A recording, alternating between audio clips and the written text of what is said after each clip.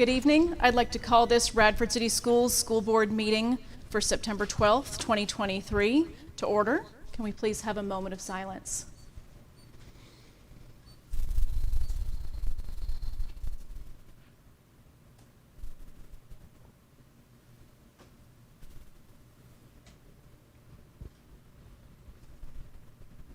Would you all please join me in the Pledge of Allegiance?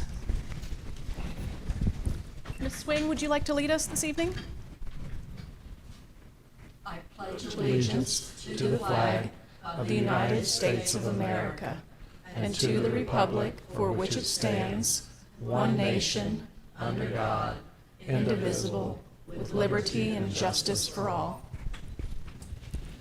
Thank you so much.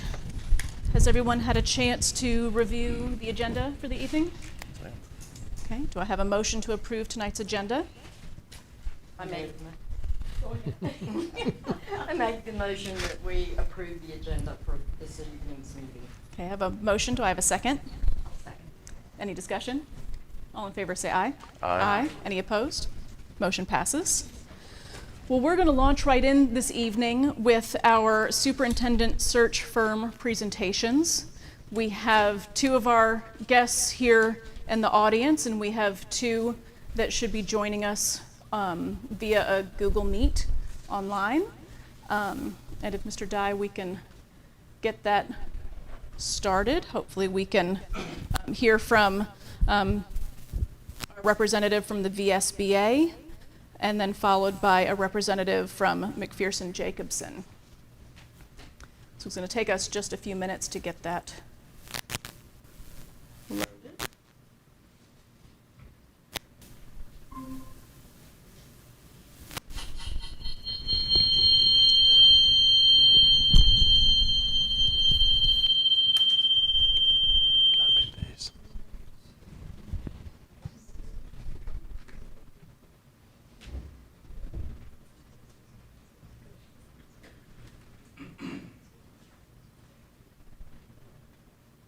So I invited them at 6 o'clock, so we'll see if they join us. And if not, we might start with our representatives who are here in the room.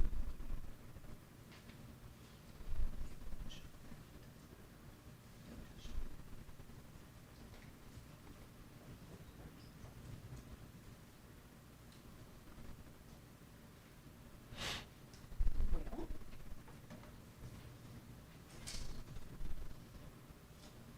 should we move forward with our consent items and then come back?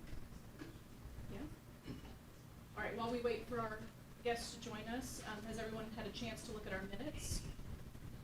Our superintendent's authority to appoint personnel in between meetings, our bills and petty cash reports. Do we have any student activities? We do. We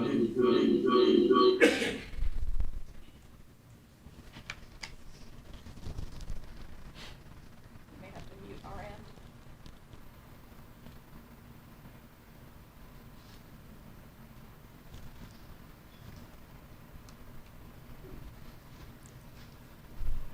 Technology is something, ain't it, folks? Makes everything so much easier.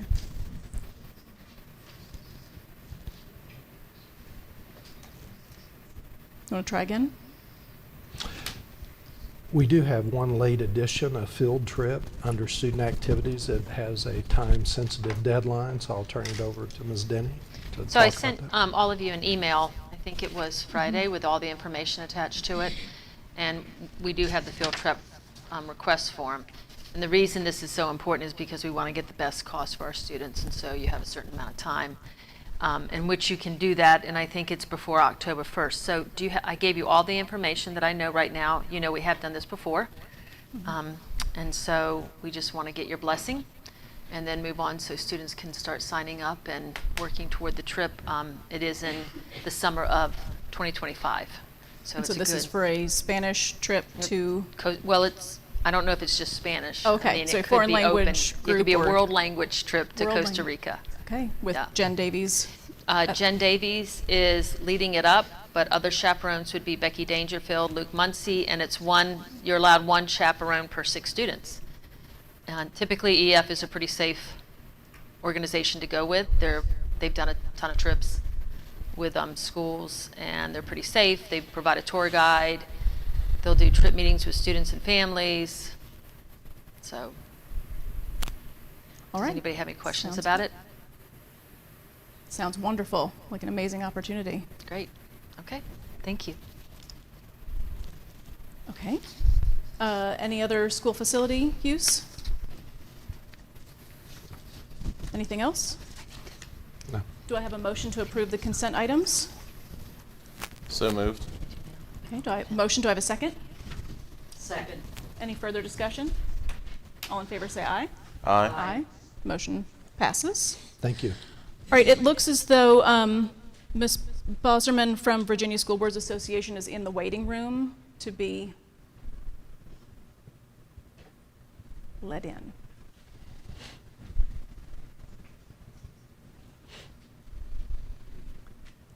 In that bottom right, I see 2 people and a number 2. That should be me. No one's in there. Okey doke.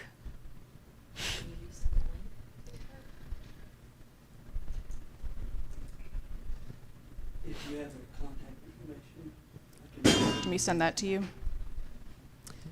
Do me forward this to you? You can. Okay.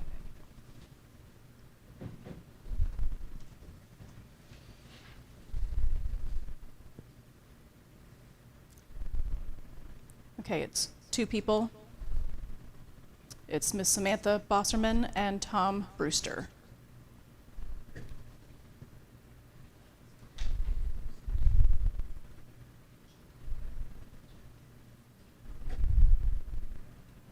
Sorry about this, folks.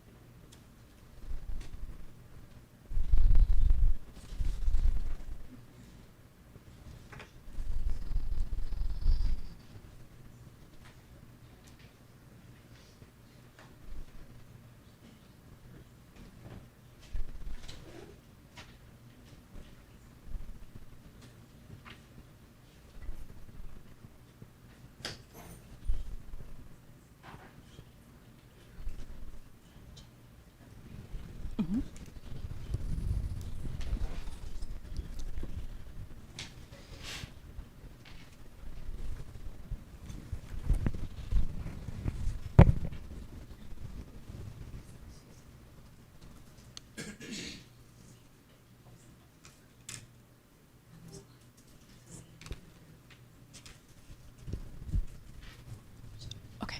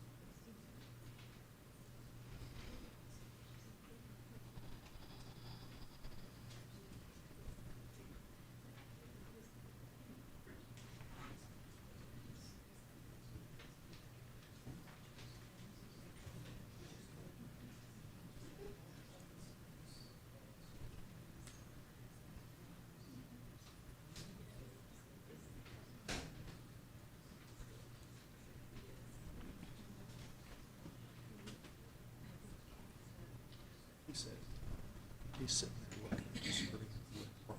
Mhm. There's no waiting room.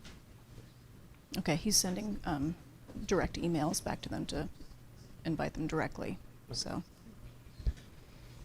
Okay, thank you. He sent them, okay. Thank you. Well,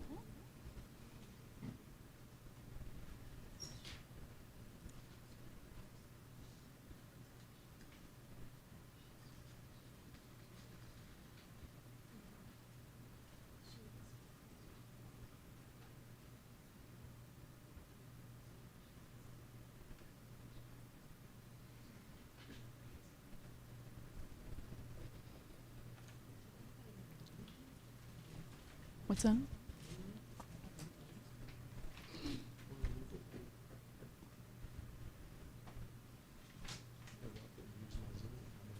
I know. This is what they said they were more familiar with, so.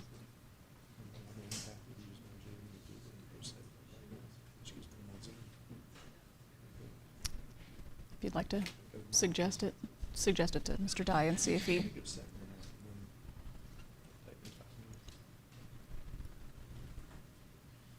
Mr. Dye, do you believe we should do something different? Do we have two that are present?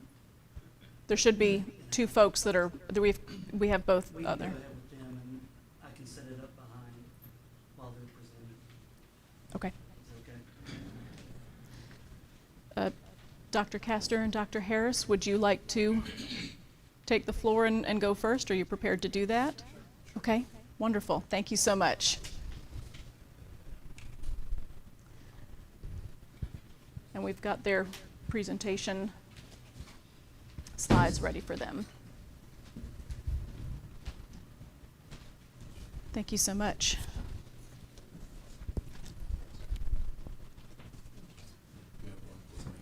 We do. Who's not here? I will take that for him. Thank you.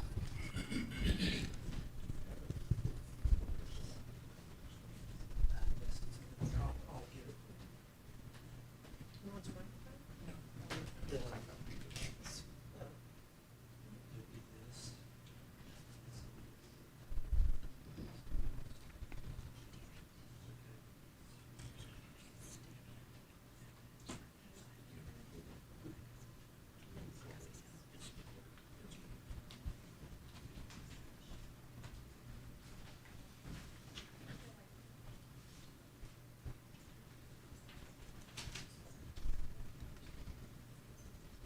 Madam Chair, members of the board, Dr. Collins, Dr. Kastner and I sincerely appreciate the opportunity to share with you a process by which we can assist you to find the best match and fit to be your next superintendent. We are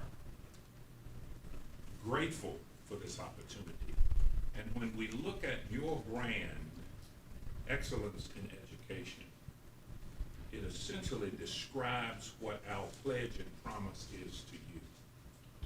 Because we understand that excellence is never an accident.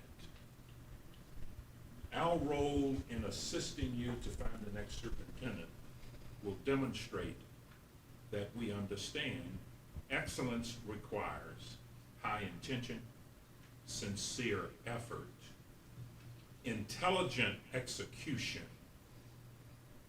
and understanding that vision can be used to remove obstacles, to provide opportunities to prepare each and every student who attend Radford City Public Schools so that they will be prepared to be successful in the future. Dr. Kastner and I worked for a company called BWP, located out in Libertyville, Illinois. We don't live in Illinois. I live in Roanoke. Dr. Kastner lives in Charlottesville. Our job is to find the best match for you, and we pledge that we will do that. Tonight we will abbreviate the presentation. You have in front of you information that describes the entire process. You've already received the proposal, so we will honor the time and walk through this rather quickly, attempting to make sure that we hit the highlights of what you need to know.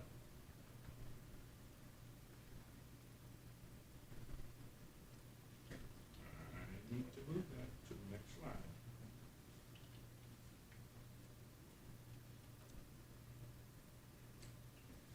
If you would just take a moment, these are 15 school systems within the Commonwealth of Virginia that Dr. Kastner and I have successfully worked with the boards to find their next superintendent. And I'm proud to tell you that for those that we've done several years ago, those superintendents are still in place.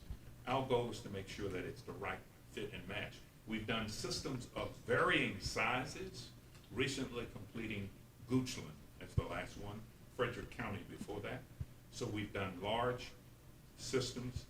Together, Dr. Kastner and I have done 50 searches within the state of Virginia. He's done searches all over the country.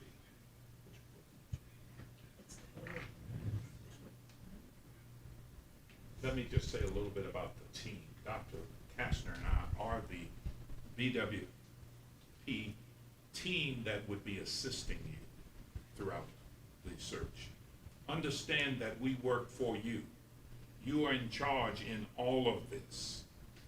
I come to you with some 5 decades of experience in public education. Former superintendent of Roanoke City, been on the faculty at Virginia Tech for the last 19 years. Worked with school boards across the state, strategic planning and searches. Dr. Kastner will describe his background to you when he's before you. The work that we do involves a national reach because of the other associates that work for BWP.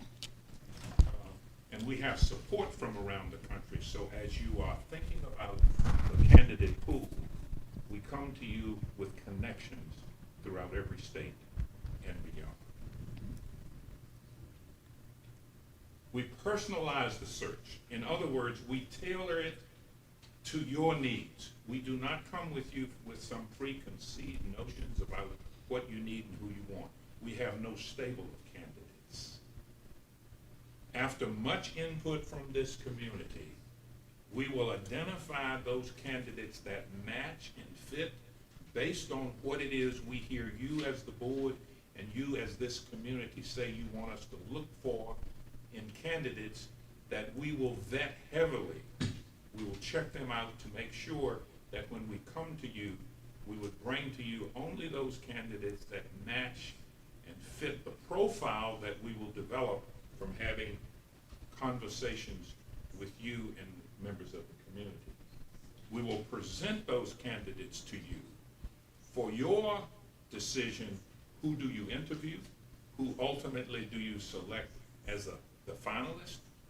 And then who do you select as your next superintendent? Again, let me underscore, you are the decision makers. Dr. Kastner and I make no decisions. We make recommendations to you. It's important to stress at this point the public engagement. So this is not done behind closed doors. The public is engaged from the outset. We interview with board members. We meet with representatives of various groups throughout this community that you decide who do we meet with. We spend up to 2 days here in the community, meeting about every half an hour to 45 minutes, collecting what they say to us, and then using that information to develop a leadership profile. There are open forums on those 2 nights. There would be open forums for anyone who would want to come in and share with us the responses to 3 questions. There will be an online survey that is available for anyone, and we urge students, parents, everyone across the community to participate, to give us information we need so that as we are looking at the applicant pool, we can determine who are the best matches and fit for what it is you say you want. This is a 4-step process, and Dr. Kastner is going to abbreviate. He's not going to walk through the entire 4 steps, but he will now come and and talk with you about the 4 steps that we use to support you in your search for your next superintendent. Good evening. Good evening. Roger. My name is Kevin Kastner. I'm a former superintendent in Albemarle County. I was there for 11 years. Probably retired about the same time Wayne did, but we didn't do really good in retirement. So since that time, I have been involved. I am president of Cambridge Strategic Services and do strategic planning across the country and in many of the systems around here, including Montgomery County a few years ago. Another understanding that I have here, I was an interim in Montgomery County. And interesting, it was the same time frame that you're doing your work here. And so the timing of your search, and there's some decisions you might want to make to see how soon you might want to board someone and not necessarily wait till the end of the school year. One of the things that you're doing by starting at this time, you would be able to have someone on board. Now there's negotiation of whoever you hire and where they are, but while you're still in the budget process, so you don't all of a sudden just start new, you're trying to create some continuity here. And you've got a strength with a veteran superintendent here that's going to guide you in that way. The search process, and you're going to see in the folder we have, no matter which firm you're going to talk to, there's 4 different things that happen. First thing is specifications. Specifications is you as a board directing us with the parameters that we're going to have in the search. One of the things you'll find that we are very committed and robust in the work we do with the community that you have. In essence, what we will tell your public is you are trusting us as a school board to go out and collect information and report it back to you, not with our words, with their words, that will lead us to a data-driven leadership profile. In doing that, in specifications, there's a few parameters you want to establish. You want to establish your timeline. You want to establish, you will sign off on the announcement. You want to get to a point where we're talking about the advertisement. Now, when you do a search, particularly when we're dealing in this area of Virginia, you're looking more from a Virginia base than total national. We will publicize the information nationally, but usually we're going to find in all the searches we've done, it's going to be pooled mainly with many clients here from Virginia. And you've got great strengths here. Wayne, working with the aspiring superintendents, has trained a lot of people even as they're working towards that. So we have a great familiarity with that group over the years. And many, many have been placed as superintendents, 62, said Wayne. So when you go into the specification stage, you also want to establish confidentiality. Our recommendation, you do a completely confidential search, you will maximize your pool. Montgomery County a few years ago didn't do a confidential search, and their pool was half of what we normally would get other places. So there's a rationale that as we would, if we would be hired, we would have a first meeting to talk about the details of the specifications, and you will find key decisions that are on the right-hand side of your folder.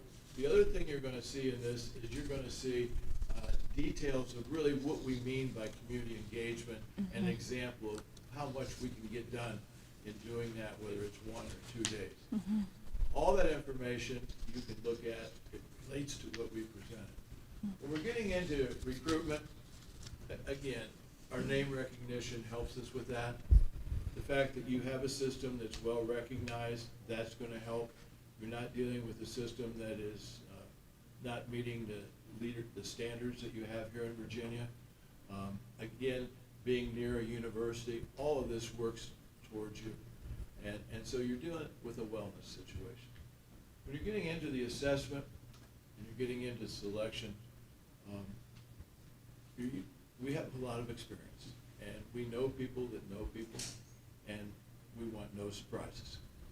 So we don't just, everybody has a good reference. We want to talk to people beyond the reference. We also are looking for people that have a proven record of documented success with student improvement. Now sometimes A system this size, you're going to attract not just sitting superintendents, but real strong assistants or deputy superintendents.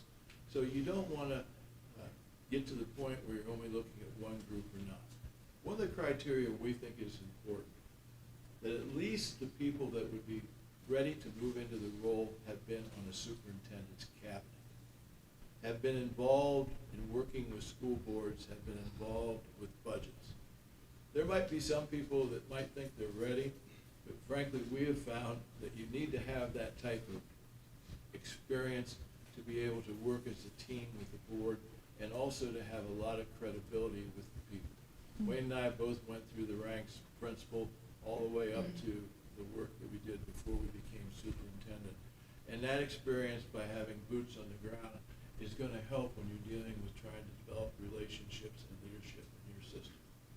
One of the things you'll find is while we will give you a report if we do community engagement, it's public record, the next thing that you're going to count on us is if we get to the point of presenting candidates to you 4 to 6, we will give you protocols on the right things to do and the things you should not do when you're getting into interviews. And that's really important. And I would say 95% it works, but sometimes it doesn't. And we can tell you some stories on that, but that's not what we're going to do tonight. When we get into the selection process, if anything, our job is to make the decision hard for you. We will give you sample questions. You're trying to find a match with your own leadership profile. So we're going to be with you all along from the very first day when we would come in and we would meet with you and we would try to get the key questions. You want to look at a timeline, I would sense that we would probably, it's possible to actually start the interviews in December. We think the window could be there. If you want to go a little bit longer, we can do that. But those type of details are the things we'd want to talk about if we got to the point of presenting. So you have all the information for you. You can see the process is pretty, again, as you go from whoever you work with, we're finding it, those are the steps you take. As far as getting into the calendar and things, if we were to be invited and we had the job, we would do the calendar now. I don't think we need to get into that there. You're on a good window right now. We had some abbreviated searches that we did, and we started them in February. It was a little quick. Here you're going to get probably the ability to maximize your pool. And again, the decision you want to make in ballpark, we can advise you the pros and cons of when you might want to board somebody. So you have all our information. I think our track record, we think is stellar. Talk to board people that we've worked with. Just recently, Frederick, Rockingham, and Goochland. That all happened within the last few months. And then there's some in the past. So we'd like to conclude right now and certainly be available to answer any of your questions. Have I made the timeline okay? You're wonderful, thank you. Do you have questions? What is a confidential search? Confidential search is none of the names of the candidates except the finalists would become public. And so if you're a sitting superintendent, you can know your name is not going to be out there, and that's important because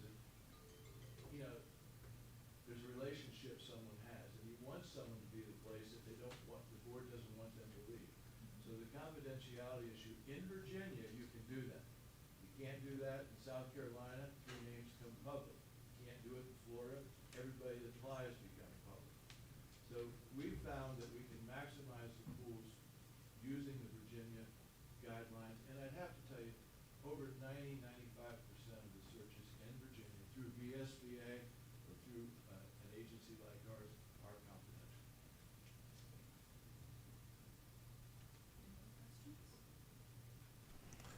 Actually, the questions that I had, you answered perfectly. Thank you for coming out. Appreciate your time.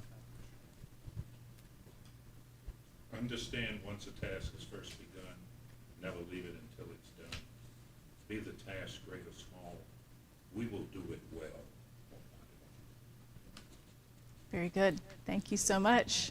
Appreciate your time. Thank you so much. All right, Mr. Dye, does it sound like we've got folks on our, they're there now? Okay. Let's go ahead and welcome our VSBA folks who have been trying very hard to get online with us. Hi, can you hear us okay? Yes, we can, and we're going to get our screen so that we can see you as well. Okay, so great. Hold on just a moment, please.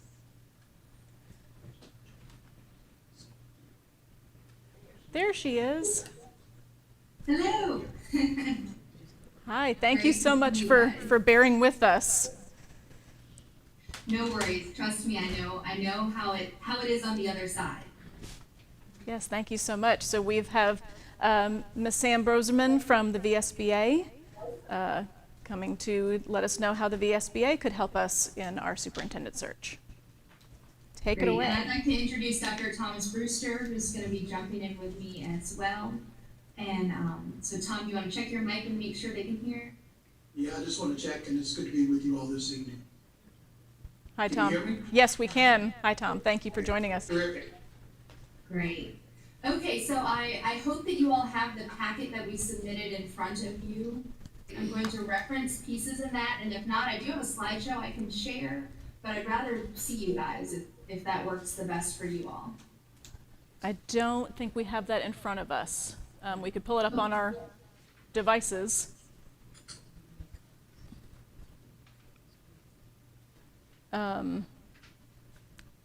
It's the one that we had submitted back in July. So Yeah, so I have will sent- I'll talk through it, and then Okay. you guys can make notes if you need to, and Okay. you'll have it for reference. Okay, thank you. I think I did. Okay, thank you. They're Okay, we'll go ahead and get started. And so, as you look at the packet, you'll notice that we at VSBA, we are the Virginia School Boards Association. We are your association for school boards. You know that we send a lot of information, so you're gonna have a lot of information in that packet, and we encourage you to read through it and see if you do have any questions, and we're happy to answer any of those questions that we don't cover today. Something you'll see, and we talk a lot about the history that we have in Virginia. Myself, Dr. Brewster, and Gina Patterson are the search team. Gina Patterson's been doing superintendent searches solely in Virginia for over 25 years, and she would not mind me sharing that with you. So she's been working with the association for longer than that, but she has been with the search department, if you will, for over 25 years. I've been working with the search department for a little over 10 years, and Tom's been on for a little over 2 years. So that's our basis of our histories. We also have Elizabeth Ewing, who is our staff attorney, who will be available to you at any time throughout the process. She's already available to you at any time because you are members of our association, but she will work with you on the contract negotiation piece, any kind of legal questions that come up with the search process. And so it's a great opportunity. So if you do have a question, you can just call us, and she's always very aware of who we're going through superintendent searches with, so she can have an idea of the topic of the calls as they come in. So you'll note, and I'm just gonna talk a little bit about last year, this year, the year that we're currently in, we did 11 searches in Virginia in this current year. The year prior to that, we did 8 searches, and then we've had 3 in 2021. Of course, we were coming back from the pandemic at that time. And in 2020, believe it or not, we did 7 searches throughout the pandemic. And so just in the past 4 years, we've covered a lot of school divisions and helped them, and they've been in the same position that you guys are in. And so we've helped counsel them through that piece. So we are aware of what it's like to serve as a school board member and go through this process. That's who we work with all day, every day. And so we know that there are going to be questions that you have as a board member. There's going to be questions that might pop up that are a little different and might be a little outside of the search, but we can help consult you on those pieces and help coach you through a lot of those sessions as well. One piece about VSBA is we are members of the National Affiliation of Superintendent Searchers, and who those members are other state associations who do superintendent searches. So currently, I believe there's about 37 state associations that do superintendent searches. And that group really comes in handy when we get those out-of-state applicants. Yes, you're probably gonna get a majority of in-state applicants. That's how a lot of our searches are. We have probably about 50 or 60% of our in-state applicants, and then we've got 30 or 40% of out-of-state applicants. And so because we're a part of this affiliation, if there is an out-of-state applicant that comes in, we can pick up the phone and call those other states who have done the vetting, who've done a lot of the searches that they do. And we say, hey, has this person applied for a position that you all have? If not, who would be a good person to call? And as the previous presenter said, we have the reference list, you guys have the reference list. We call people who are outside of that reference list. Because people, you're not gonna put someone on your reference list who's not gonna give you a positive reference. So we wanna make sure that we're looking at the history as well of the applicants that come in. And we wanna make sure that if someone is coming to you, someone is applying for your position, we've got information about them. One thing to highlight, and I'll get into the nitty-gritty of it in a little bit, but as we do our reference checks, let's say you all get 20 applications. I'm just throwing out a number. Let's say you guys get 20 applicants who apply for your position. We will do reference checks on all 20. You will receive access to all 20 of those applications. So that is a little different about VSBA. We provide you with all of that information. There's an online portal system. You'll be able to get in and see the information as we receive the information. You see the reference letters, you see the names, you see all of those pieces. And that confidentiality that you spoke about a little bit earlier is very, very important with VSBA as well. Because if you decide that the search is not a confidential search, then your applicant pool is going to be dwindling. Because in Virginia, we are protected. And we typically do not release any of the applicant information until that final whomever you're deciding to hire. And of course, that decision is up to the board, of course. But I wanted to highlight those pieces and then back up a little bit to tell you how we get there. How do we get to actually gathering those applications?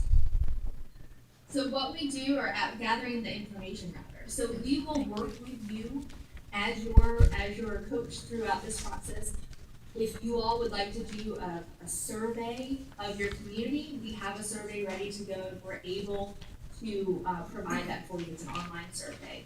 We have information to help you with a public hearing if that's something that you would like to do. Many school divisions will do at least the survey and at least the public hearing. Some will do 2 or 3 public hearings. It just depends on your community, and we will work with you through all of those pieces. The very first meeting that we have with you is we will sit down and work through the details, and we'll get a lot more specific on what you all as a board would like to do. And we'll work through a timeline. We'll make sure that the timeline fits your requirements, they fit your schedules, and they fit our schedules as well, so that way we can be with you throughout all steps of that process. And what we're doing when we gather that information from the survey, from the public hearing, is what we're going into the position qualification. So if you list something as required, as preferred, anything along those lines, we make sure that we're working with you on all of those pieces. You all as a board will actually come up with that position qualification. Again, we'll give you templates, we'll give you samples, we'll work everything through that for you or with you. You all will give us that information and then we will advertise it. How do we advertise it? We advertise it online, we advertise it on the VSBA website, we email it out to all of the current sitting superintendents, so that way if there's any sitting superintendent, any assistant superintendents who are interested. We also have a very robust database of anyone who has referenced that they would be interested in serving as a superintendent in Virginia. Those are inside Virginia, outside Virginia applicants, and so we make sure that they get that information for your position as well. Yes, our aspiring superintendent's list, the email list, is very significant. I think it's over 300 people that's signed up. So we do reach beyond current superintendents into aspiring superintendents. Absolutely. And Gina Patterson has a great relationship with AASA, which is the National Association of Superintendents. And she works with them through their Howard Academy, through their Aspiring Superintendents program as well. And so she makes sure to advertise your position throughout those networks. And as said previously, it has to be a fit for your school division. What's going to be a fit for Radford is probably not going to be a fit for Augusta County where I live or Richmond City where Tom lives. And so there are going to be pieces that are very important to Radford. And we're gonna make sure as we're doing those reference checks, as we're doing the gathering the information, as we're working with you to help create those qualifications, we need to make sure that the uniqueness of Radford is put into those qualifications and put into that position and announcement. And we work with you at every step of the way. We're here as your coach, we're here as your guide. We're not making any decisions for you. We're presenting you with all of the applicants, all of the information. Of course, we're gonna come back to you. We'll meet with you a second time once the applications have been completed, once you've had a chance to review everything, and we'll come with all of those 20 references and we'll be ready to talk about all 20. But maybe we look down and say, maybe 5 don't even meet your minimum qualifications, so we're gonna put them to the side. We're gonna look at 15. Maybe there's 5 or 6 that come to the top of that we have found, but maybe there's someone you guys really want additional information on as well. We're gonna be prepared to provide you with all of that at that second meeting that we'll have with you to work with you to decide who do you wanna interview, who do you wanna bring in, and how does that wanna work.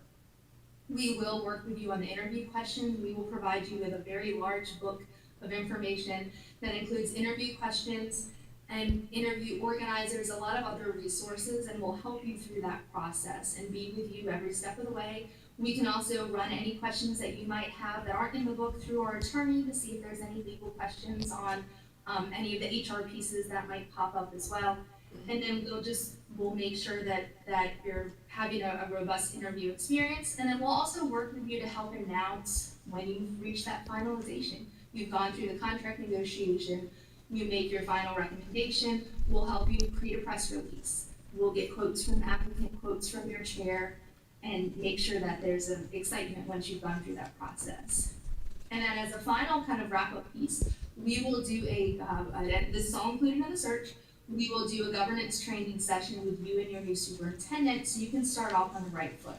Give you all an opportunity to go away, have a chance to just get to know that person, they can get to know you, and then you also can talk through leadership styles, you can talk through norms and protocols, you can talk through a lot of things to help you get off on the right foot.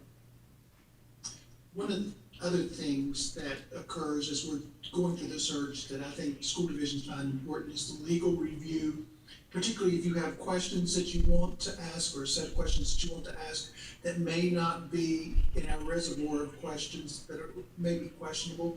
We will review those, and also the contract. As you begin to develop the contract, we'll provide legal review for the development of that contract for you. And a final note, we are your association, so we're here for you before, during, and after the process. So any questions that you have, anything that pops up, we're here to assist at any time, at any point. And so we, of course, have a vested interest in who you decide, because we're going to be working with them as well in the future. All right. Thank you so much. Does anybody have any questions for Ms. Bosterman or Mr. Brewster? Sam, I just have a couple quick questions, if you don't mind. First off, thank you for holding out with us and working through the challenges of technology, and it's the day we live in. But looking at a couple things we mentioned, and appears on page 7, I believe, of the packet. You're referring to the survey that goes out. Who creates that survey and then delivers it?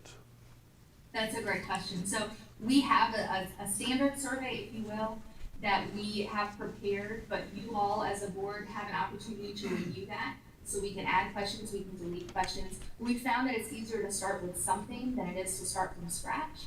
And so we'll have that as a template, and then we'll discuss that at that first meeting with you and go through if there's anything more specific that you'd like to add or delete or change to that. Okay. And then we administer the survey, so it's all done online, and we also we coach you through an option for hard copy, because there are I like paper. I printed out my information for today. There are some people who just like to type or write down things. And so we coach you through how to do that, how do you gather that information. That all comes to BSBA, and then it comes back to you, so you get all of that raw data. So if you've got 500 people that have responded to it, you're gonna see all 500 comments. We do compile it for you, so you can see percentages and charts and things like that, but we do not censor anything that comes out of that survey. We try to divide it up by the category of the individual who's filling out surveys. One of the things that we will also do is provide you with a routine update of how many surveys that we've gotten in. For example, there's a surge at the very beginning, so a lot of boards really see most of the surveys, the first week or two. But what we try to do is let you know the number. So if you feel like the number's low, or you feel like you need a higher number from the community, then it allows you to, by knowing that, maybe do another email blast, or put it on the website, or do a call out, or whatever it takes to boost the numbers. Thank you for that. My next question and final question for you, if you don't mind. With regard to public hearings, am I correct in interpreting that as a informational section, gathering public feedback? And if so, who would conduct that? Would that be incumbent upon the board, or is it something that you all would assist with directly? We will coach you through that, but it is something that the board would hold. So very similar to your budget hearings that you hold. And it's an opportunity, it's a very simple announcement. It's an opportunity for people to come and tell you what they'd like to see in the next superintendent. So you're gonna be gathering that data just from hearing. Some people like to talk, some people like to write, and some people like to send you emails and do different things. So we wanna make sure that everyone who has an opinion and wants to share what they'd like to see in the next superintendent has that opportunity.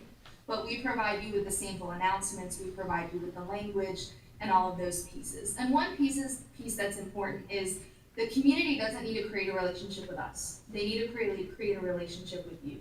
Similar to your applicants. We don't interview your applicants for you. They need to create a relationship with you, with the 5 of you.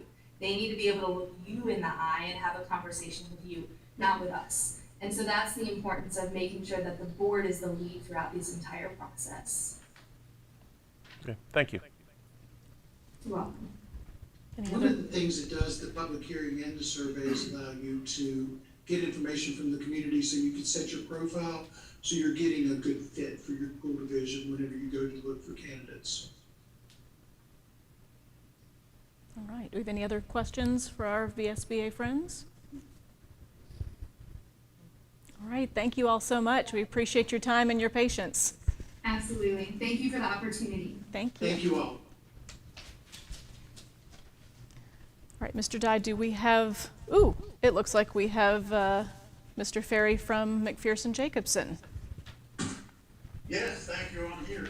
I'm so glad. We've had a little bit of a snag in this technology, so thank you so much for your patience. Oh, no, thank you so much. And I'm going to take a little different approach, having heard, I know you've heard other presentations, and you do have our proposal, and much of what most firms do are similar. So I'm going to really highlight what we do that is very different. But also, let me introduce myself as well. My name is Dr. Ralph Ferry, and I am the Executive Director of the Eastern Region of McPherson Jacobson. So I have all the way from Maine to Florida and Ohio down to Mississippi. Done many searches in Virginia, from Norfolk. I was the lead consultant in Roanoke City, Powhatan County.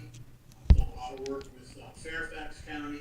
I was the lead consultant in Alexandria City, and we've just concluded a search this spring in West Virginia, Maryland, and I had the, I will say, good fortune but challenge of completing 2 searches in Florida, one in Broward County and one in Sarasota County. Broward County being the 6th largest school district in the country. And both of those searches were this spring and very successful. And they were totally non-confidential searches. So I have experience with non-confidential searches and having the ability to bring quality candidates to the board when all the applicants who apply for the position, their names are made public immediately, unlike Virginia. But I'm going to talk a little bit about the difference between confidential and non-confidential in terms of how we do it as well as a combination. So there's some things I'd like to share with you that make us a little different, and then I'll certainly open up to any questions. I will have 2 colleagues working with me on this search from North Carolina, Carl Harris and Christopher Wilder.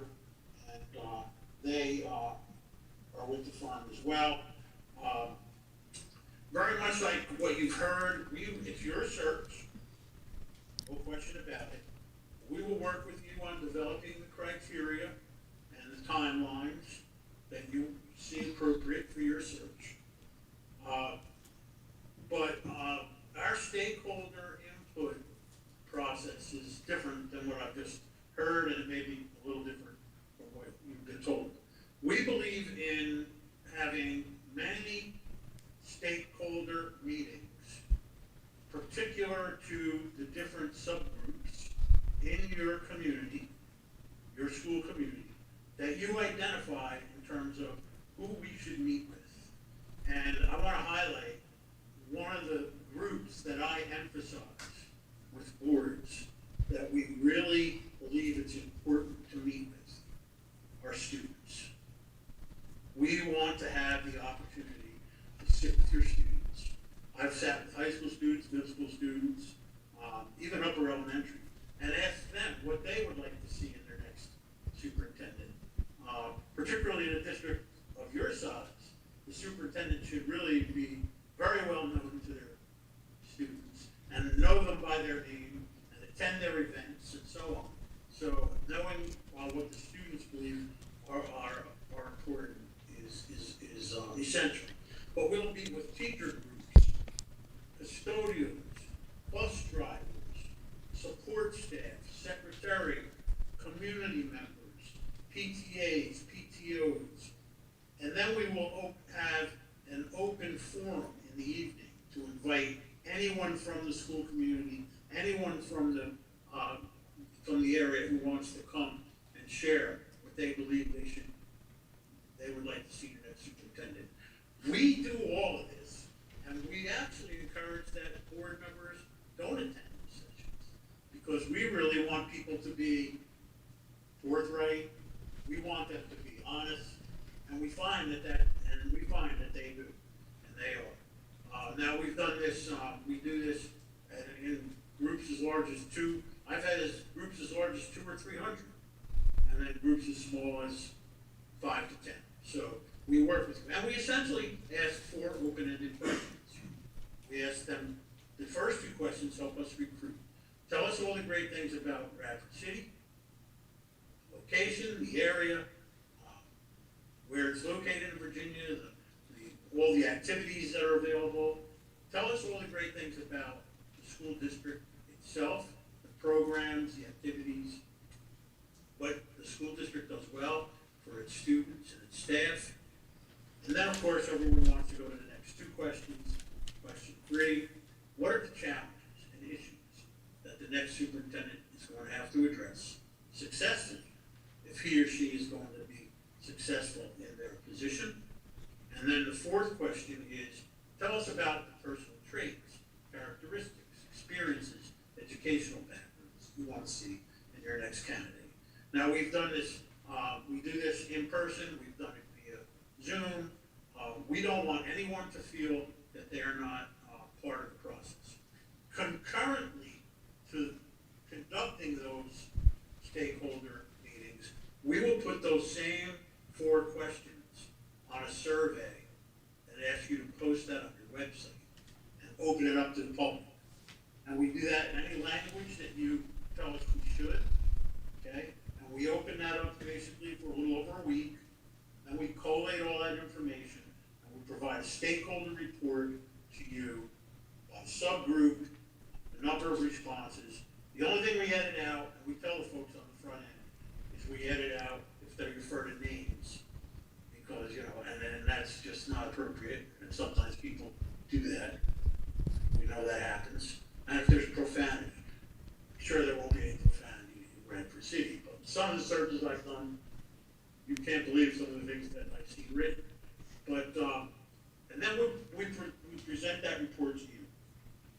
So that's one of the differences. And then we go through the whole process and so on.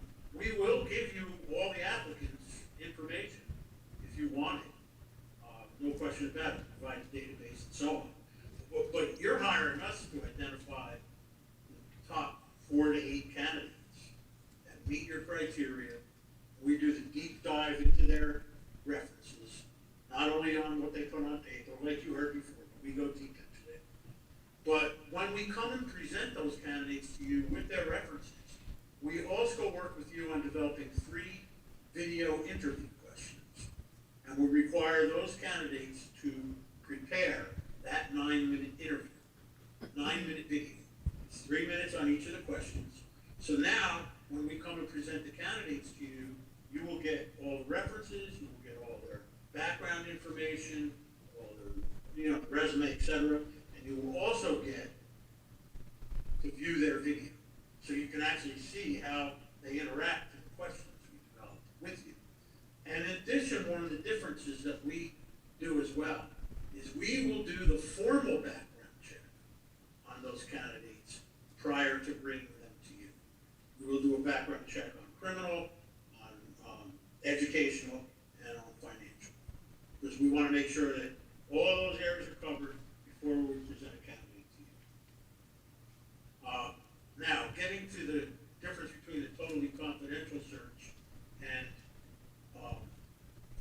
a search that we've done and have been very successful with. After you identify, let's say, 6 candidates and interview those candidates, you may narrow those candidates. Up until that point in time, it's confidential. But when those candidates now become finalists, we encourage districts, and again, it depends on how you feel about it, it's your search. We encourage you to identify an individual from each of those stakeholder groups that we met with to actually have a session with each of the final candidates and to provide feedback. They fill out feedback forms. We facilitate that. We give those feedback forms to you prior to you conducting your final interview. And again, we'll do the same thing you heard before in terms of working with you on interview questions, etc. We coach those stakeholders, that smaller stakeholder group, and make them understand. And it's sometimes a challenge, but they have to understand that they are advisory. They are not selecting the superintendent. That's the board's responsibility. But the board having that information from your stakeholders, I think is very, very helpful. And it's also very helpful to the candidate to have the opportunity to meet the stakeholder groups as well, to really know that this is the right fit for that candidate in terms of your district. After that, we work you through the entire process in terms of the interviews, setting that all up. We contact the candidates. We let the candidates who don't are not successful, we make them aware of that as well. And one of the reasons why we take this approach, you may get 30 applications for your position, but we know that there are 10, 12 people that literally apply for every single job we have. And they're not qualified to serve as a superintendent in your district. So we value your time. Now, we'll give you all those names if you have questions about them, but we will have the background. We have placed 1,000 superintendents over the years since 1991. We have 130 consultants throughout the district. We send out information to all of our consultants. Our database is very strong. Our advertisement is exceptional, just like the advertisement we've heard before. And then, after you identify the candidate, we work with you and the candidate on what we call phase 5, where we will work on roles and responsibilities, superintendent, board, governance, etc. We've done this in Virginia. Matter of fact, I've just started getting ready to do phase 5 with Alexandria City in a couple weeks. As a result of all of that, we have a 2-year guarantee as well. So if the superintendent leaves the position for any reason, as long as the majority of the board is still in place, we will repeat the search at no cost. And our track record is such that we have not had to do that since I've been with the firm. About 85% of our placements are in their positions for 5 years. And then we have a very strong placement history for 10 years and 15 years as well. So that's kind of the differences that we offer compared to what you've heard from the other firms. And most importantly, it's the relationship that you have with your consultants. I'm still to this day, I was the lead search in Bridgeport, Connecticut, and placed the superintendent there in June. And just 2 weeks ago, I was on the board, on the phone with the board president, who was panicking talking about things that were going on, and we had to talk through some strategies with the new superintendent, the board president. So we stay with you. We develop very strong relationships with our board, and we value what we do, because placing a superintendent is most critical, and we believe that it's all about the kids. That's why it's really important for us to hear from students.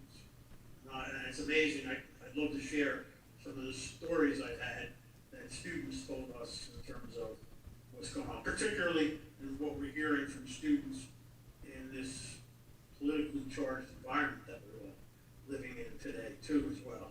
And the students really have some outstanding and credible perspective on what's important. All right, Dr. Ferry, thank you so much. Does anyone on the board have questions? Okay. All right, thank you. So, did you have something? Okay, thank you so much. We will be in touch. We appreciate your time. Thank you very much. I appreciate it. Best wishes. Thank you. Okay, take care. You too. All right, and then there was the last. Yes, real synergy. Can I talk from over here? So Sure, you can so talk. I don't want my back to be to the audience. Yes, wherever Just you. tell me where I need to press to go forward. You're sure?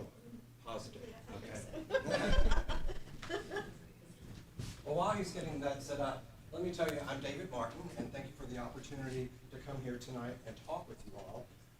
Let me tell you a little bit about me. I've been a superintendent for 20 years, well, I have been, in the state of Virginia and in North Carolina as well. I am a special education teacher by training. The two best jobs I've ever had was being a special ed teacher and being a superintendent of schools. And when I finally became a superintendent of schools, I thought I had arrived. And then within 2 weeks, I went into a kindergarten classroom, and this little girl came up to me and pulled on my pants leg and looked up at me and said, "Are you the stupid intendant?" And I said, "I think I am. I really think that I am."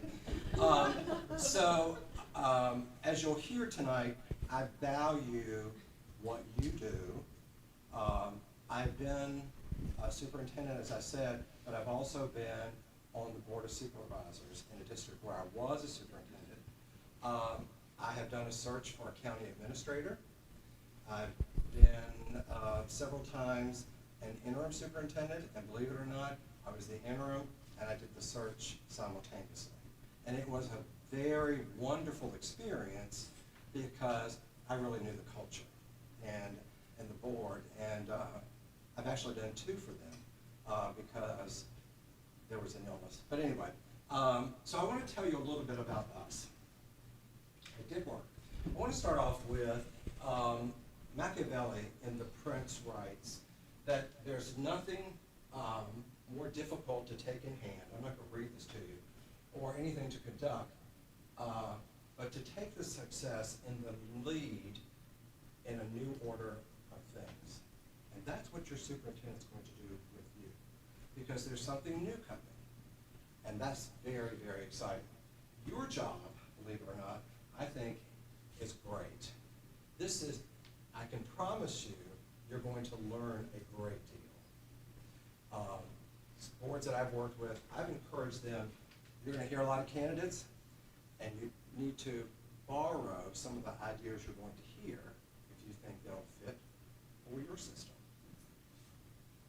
So you are conducting the search. You will be a committee of one. I am your coach, not your referee. I'm your coach. And so I will send you in with all these plays. We will talk extensively, but you become the face of the search. I'm the background. I'm the nuts and bolts for you. Every search is customized. So I can tell you with the number of searches that I've done with my colleagues, everyone has been different because the needs have been different. The culture has been different.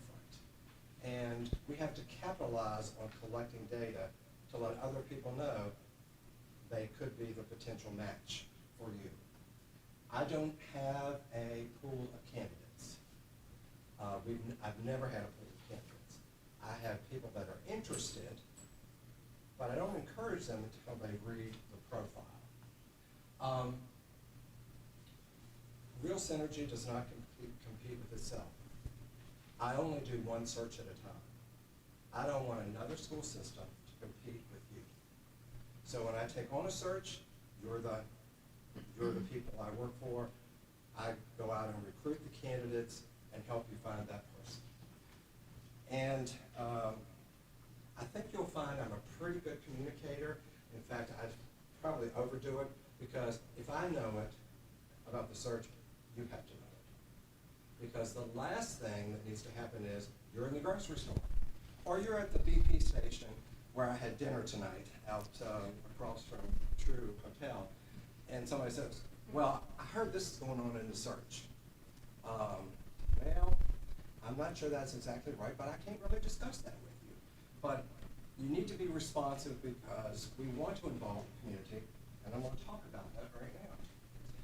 So this is what sets me apart, I think, from the others that you've heard. I do face-to-face interviews with people, and I've done over 100 in a school system before. It takes me some time, but it is valuable data. People will say things to me before they say it in a group or a focus group. And I want to be sure that you know every voice is heard. I can't tell you who said what, because I code these, so it may be student, parent, teacher, school board member, city council member, city manager, whatever it is, and I just code those. And then I'll take that data along with your online survey, and they will identify themselves. And this is pretty interesting for me, because they will identify themselves. I have students in the district. I don't have students in the district. I'm a business person, but they really kind of identify. And then I can look at the responses with you, and we see trends. And that's what the profile is made of, seeing all these different trends, because certain things kind of bubble up based on the culture and what's here in Radford City. You get to see all of those things. The community gets to see all those things. I will show you all the spreadsheets. I will show you all the data. And then you determine what's important. But you will know the community does have a voice. And you will see, and we will publish everything on your website, because I want your community to know it's not just about you all, it's about the community at large. So the profile, which we've talked about, actually becomes the advertisement for this position. And usually it's a one-pager. So I can bring lots of drafts, but I want you to describe to potential candidates what Radford City is like. It's located where, your industry is this, it's whatever it is, how many schools you have, how many students you have, and we'll also clue in certain things to the candidates. The candidate is expected to live in the district within 1 year of signing a contract. Little things like that that may separate them out as well. I want to say something before I move on. The application, and I think our application is a little bit different, because once you do the profile, I will put questions on the application related to the profile. And it's another screening technique. But I've learned as a superintendent, paper lets you write anything on it, okay? Anything you want. So a lot of times I have to verify what's there, but it gives the applicant, the potential applicant, an opportunity to talk about, one of the questions might be, describe how you communicate with internal and external stakeholders. Describe how you developed a goal set budget. Because we want them to talk a little bit about this. It makes them more comfortable, but we're also collecting a lot of data. You will see all of the applications. If it's coming to me, you'll get to see them all. Usually I bring books in, and I'll take you through every one, and I'll tell you what I see, what I don't see, and we'll work on those together. In terms of announcements and advertisements, hope to work with the man behind the screen, it's not the Wizard of Oz, but your technology person to develop the website so everything's there. The community wants to know what the timeline, the calendar of events, the postings, all that stuff. It's going to be right front and center on your website so everybody can see it. We can post it on the VSBA website, which also gets you Virginia and national. And then anything outside of that, we need to talk about. Because, to be honest with you, it's very expensive to publish an Education Week, and I'm not real sure what you get out of that. You'll get a lot of frequent flyers in the country. And then we have to talk about if somebody applies from California, are you going to pay their expenses to come here? And usually, I field the calls of potential applicants because they'll have questions. And after we've done the work together, I feel very comfortable in doing that. Okay, so we have this application. And I will spend time coding what your community said to what the application is telling me. And it could be this close or this far apart. But I'll highlight those and you'll be able to see what that looks like. I will do an initial background check. So let me tell you, I do an internet search, and having been a superintendent and in charge of personnel, you know, if they delete something, I probably can still find it. But I want to be sure that your candidate doesn't come to Radford City with baggage that you have to deal with. Because they need to come here ready to be superintendent, and you're the board, and not all this other stuff. So I do a lot of search on newspapers, and I want to know what their social footprint is online. I do all those sorts of things for you. I do a lot of telephone reference checks like the others. My network in Virginia is pretty good. I call people they have no idea. Why are you calling me? Well, this person used to work for you, and remember, you said if I ever need anything, well, I need something. No, I need for you to tell me about this person. So, here's something else I think we do different. Remember, I'm your coach, okay? I'm going to be with you during the interview process. I'm going to coordinate it. I'm going to meet the candidates. I'm going to bring them in the room, and I'm going to sit in the room quietly. Because if we're doing multiples, I'll have the folders all ready for you to do. And speaking of interviews, remember that profile? We will have questions related to every item on the profile. Because again, we are measuring what the community wants. And so these questions directly have to go to that. I will encourage you to do a performance item for candidates, and what that means is I'd like for candidates to come in and write for about an hour. They may speak the King's English, I just need to be sure they can write the King's English, and so do you. But we might give them something like writing a letter to parents or looking at some test data. We don't have to make it technical, but I find that settles candidates down by the time they get in the interview. There's that, and I'll tell them, we're not going to discuss your writing sample. The board will see that later. Now you're ready for the interview. I will help you during the interview process and then the second interview process. I help you do all of that. I'll be here. I will be coming to your board meetings to give you updates because I want the community to recognize, well, the bald-headed man is here again, so I bet we're going to hear about the superintendent search tonight. I want that to happen because this is not just your event, it's their event. It's a community event. All right, so we've done all our interviews, and I will be asking you this question. Get ready. Have you found your candidate? Or are you just going to settle? And I will tell you, you cannot settle. You cannot ever settle. I have never had a failed superintendent search, ever. find in the contract, if I do this, that within a year, if you fire them because of cause, I'll come back for free. But that's never, ever happened. And let's say, you're gonna see a timeline in a minute, let's say we get to January, we've gone through the process, and we didn't find the person. I'm still gonna be with you, because we still have to find your superintendent. I just don't leave you out there. And I will do all the notifications, or prepare letters for the chairman to sign to the candidates who don't make it.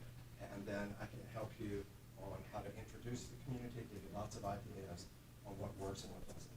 So the next thing is our timeline. So I put this in originally, and I thought, well, you know, y'all could talk about this, we could talk about this. And I thought, well, maybe they want to be more specific. If they're gung-ho, and you know, Dr. Collins wears out his welcome. So then I decided to put something else in. And that means I'll start. I'm going to do the face-to-face interviews, the online survey. If you'll notice, October 14th and November 4th, those are Saturday meetings. And those are adjustable, but I'd like for them to be Saturday because you guys, some of you work. And the first one, for sure, will be around this table, I would assume, and the public's going to be here. And parents could be here. So that we want to make it accessible for them to hear what you're doing, what you're doing. The fourth is not really for public, because that's when you're going to look at the applications. It'll be on Saturday. We'll write the questions. I have a bank of questions on all these different topics. You'll decide. They've been legally approved. You'll decide which ones you want to ask. And then I think we can have a superintendent by Thanksgiving. And then Merry Christmas we announce in December. Now, suppose that doesn't happen. You don't find your match. We'll continue. We'll re-advertise. We'll try something new, try something different. But I need to remind you of one thing, and I've had to remind several boards about this, because they thought, oh, we thought we'd get 20 or 30 applications, and they got 10. And I said to them, it only takes one. It only takes one standout to be your superintendent. You know, so quantity really doesn't matter a whole lot. It only takes one. And I hope this person's going to be here 6 to 10 years. And the other thing I do is all the data I collect, I will sit with the superintendent, because it will be rich for them to get an idea of what is happening, what has happened, whatever it is. And it'll be a good departure point for you to have discussions about what's here, what you heard in the community, and so on. And the last part is, I've never had a search that I didn't have fun, and board members, we've had a few belly laughs. And that's very important to me, working with kids and working in the field of education. And I'm happy to answer any questions you might have as I give this back to the keeper. Does anyone have any questions for Dr. Martin? Oh, come on. Now, you asked a couple. I was that good? You really were. I appreciate it. I was diligently taking notes, hoping to find something that you left out. That's a good board member response. I was hoping to find something, but I didn't. Well, it has been a pleasure. If nothing else happens, I have breakfast tomorrow at the BP station. Biscuits and gravy. I'm looking forward to it. Excellent. Thank you very much. Thank you. We appreciate your time. All right, wonderful. Thank you all so much, and we appreciate our community being here, physically or watching online, to be able to hear these presentations, so that we can make sure we are making the best decision with, not only our best interest in mind, but our whole community and Radford City Schools community in mind. So thank you very much for listening along. And let's move along to our information items. Do we have any folks signed up? Okay, so there's no in-person folks. We have one public comment, and I guess I need to read. This part of the meeting is reserved for public comments regarding items on our agenda in regards to Radford City Schools. It is your opportunity to address the board. You're requested to keep your comments polite and courteous. Speakers are asked to express themselves in a manner with due respect of the dignity and privacy of others who may be affected by your comments. Speakers should be aware that they may be held legally responsible if they make statements that violate the legal rights of others.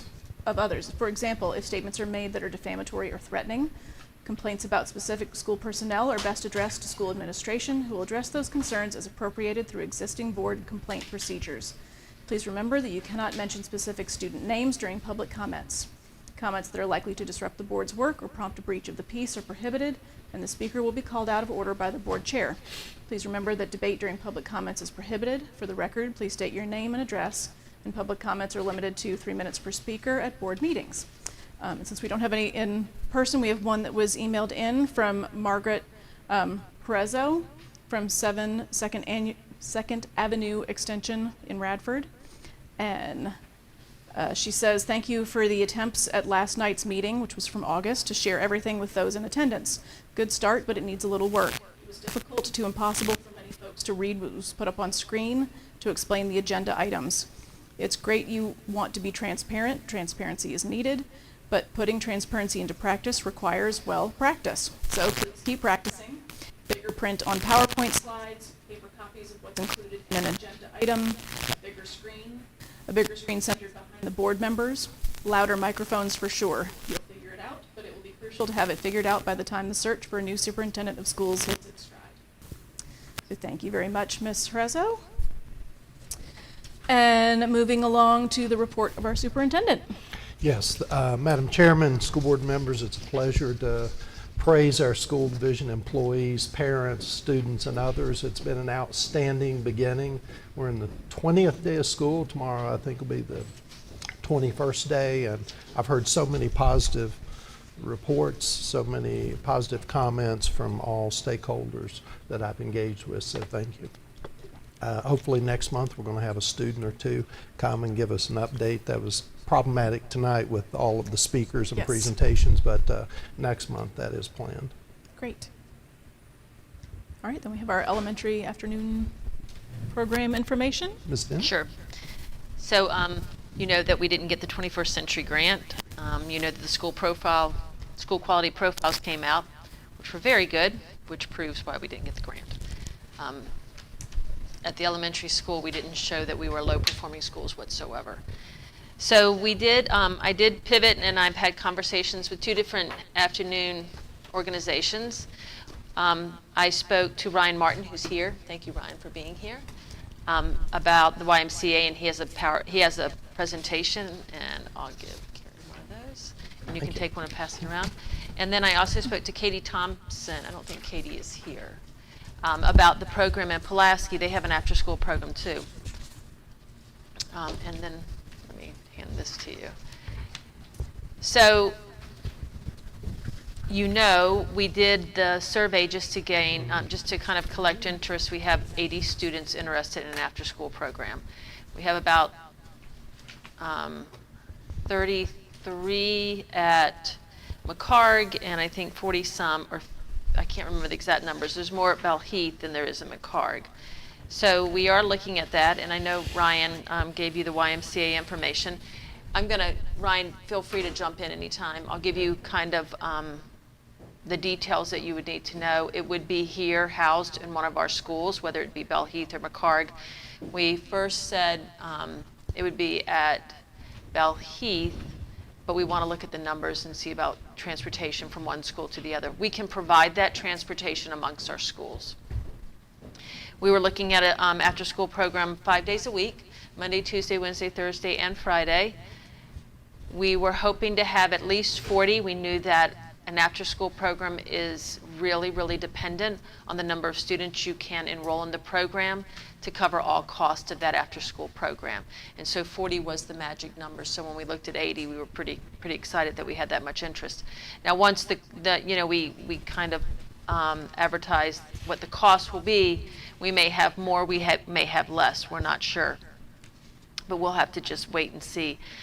Some of the, Ryan provided a lot of information for you. Everything that's done for that after-school program is sponsored by YMCA. They do all the billing. They do all the vetting of the location. We really just house it and provide utilities and the transportation there. We are not providing transportation from there home. Because it does cut down on costs, and we're trying to run a program that has pretty much an even, no profit, but no loss. So do you want to add anything, Ryan? This is Ryan Martin. Come on up. Yep.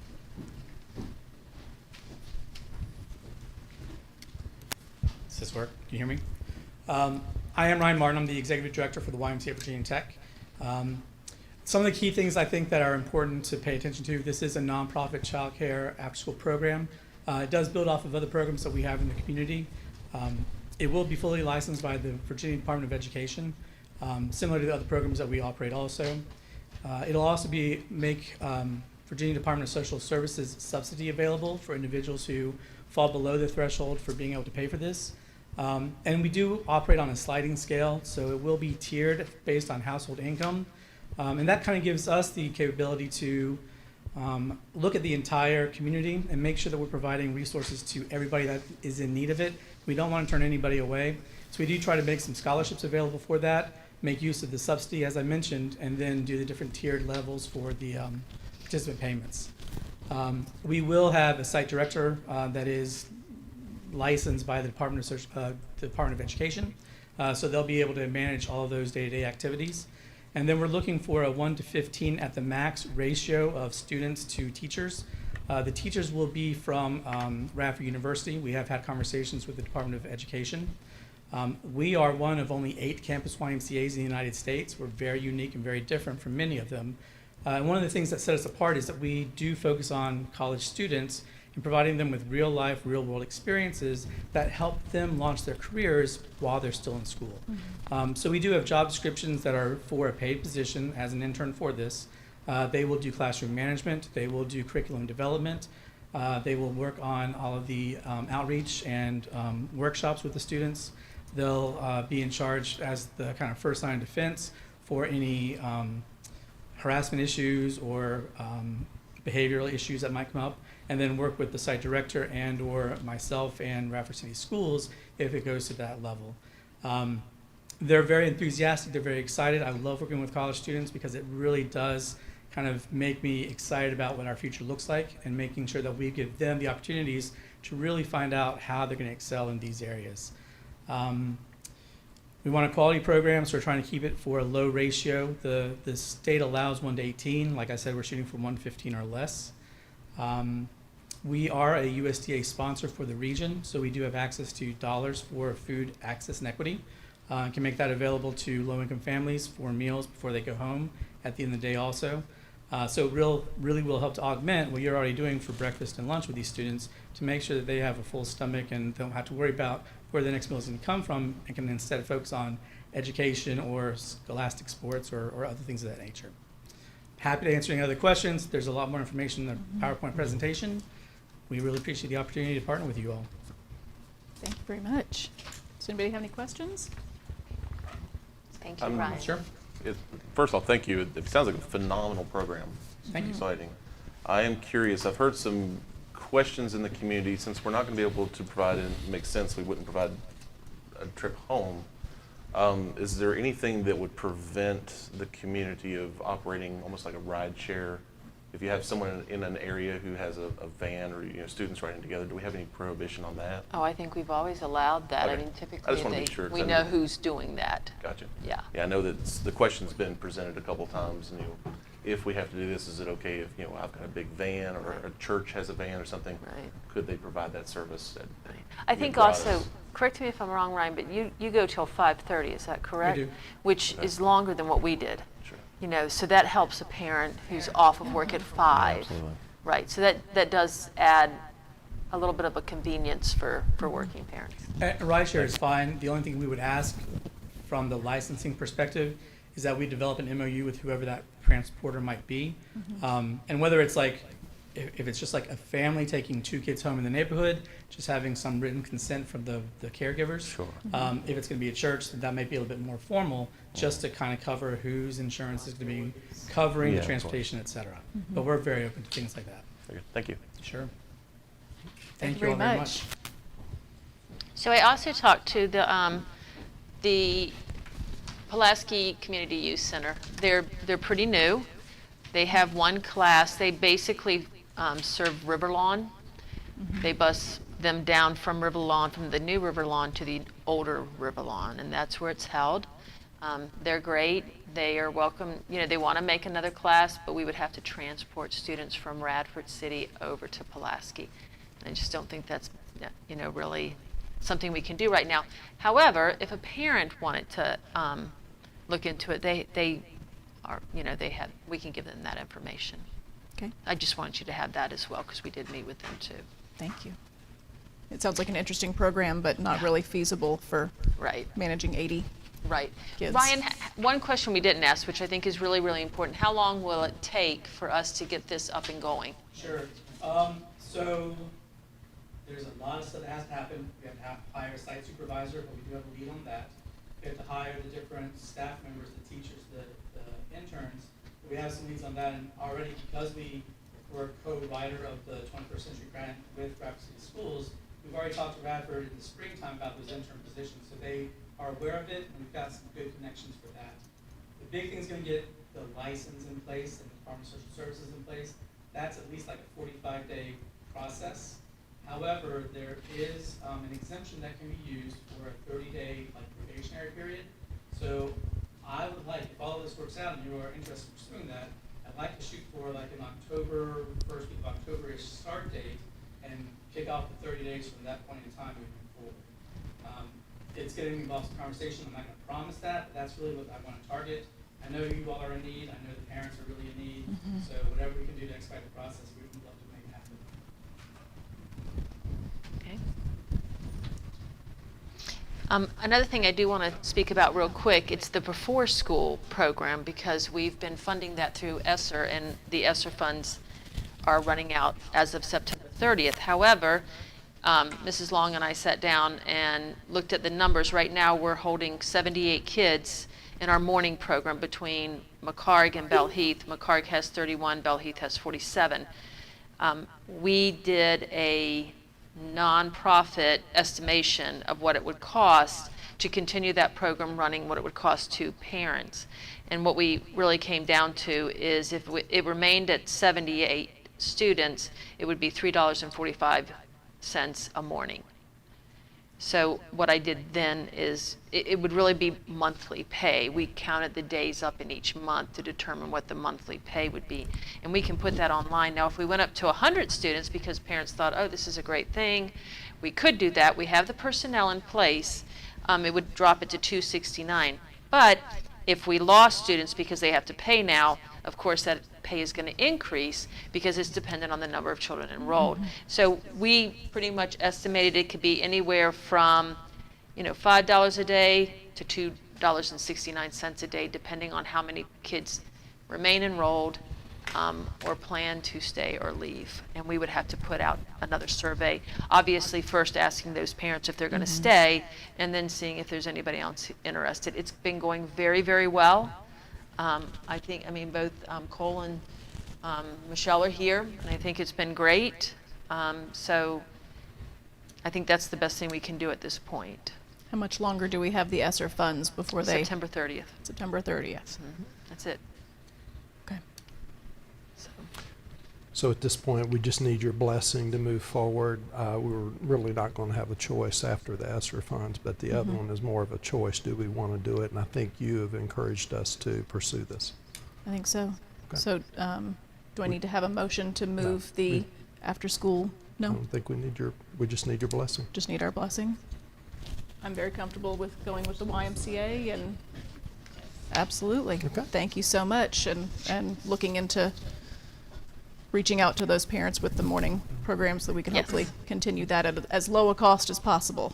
Sure. So if you're listening and you're interested, and you have students who need that morning time supervision at McCargan, Belheath, please let your teacher know and we can make sure they get Get the contacted. information. All right, thank you very much. All right, the RHS project Our update. project continues to move right along according to schedule. We have Mr. Wirt here to go over that, and I think he has a couple of pictures to share as well. We met this morning at 8 a.m. with all of the project partners and had met for approximately 2 hours. And so Mr. Wirt and I met afterwards and talked about any issues that have arisen, and that are, at this point, that's zero. Seems good. That's amazing. Yeah. A little less stressful than my first month here. Oh, yes, indeed. Yes, indeed. Well, see, I guess I need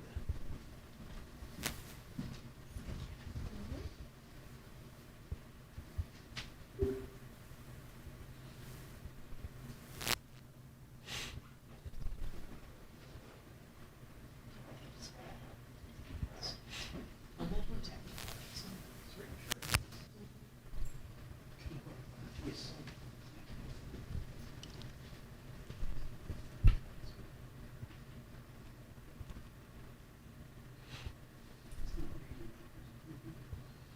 It's down at the bottom left. Is it down at the bottom left? Is it down at the, Is it down there, devices and printer? Bottom on the left? bottom left? Or that's just where it's selected up at the top? Well, we saw it at the bottom. We weren't sure.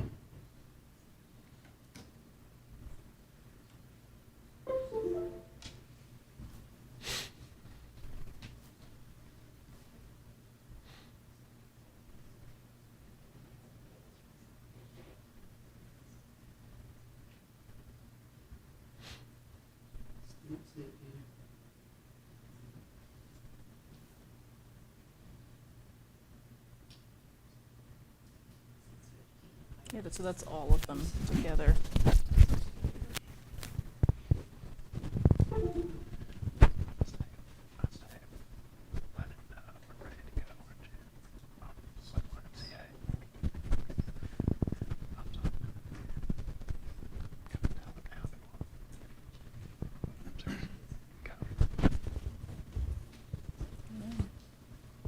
Because it popped up when he plugged it in.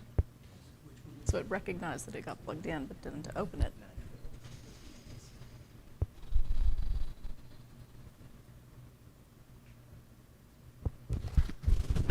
Amazing how you get accustomed to things working so quickly with technology. And just a couple of seconds of waiting seems like a lot. Sort of panic.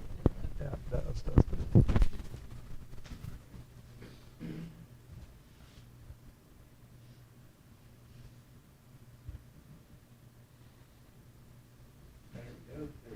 Hey, Oh, trying to talk loud and just stand over here. thank you, perfect. So, just hit the mute button? Okay, so,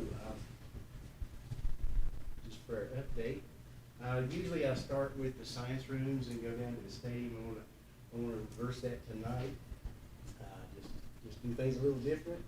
Talk about the stadium, the gym update, the locker rooms, and the science rooms.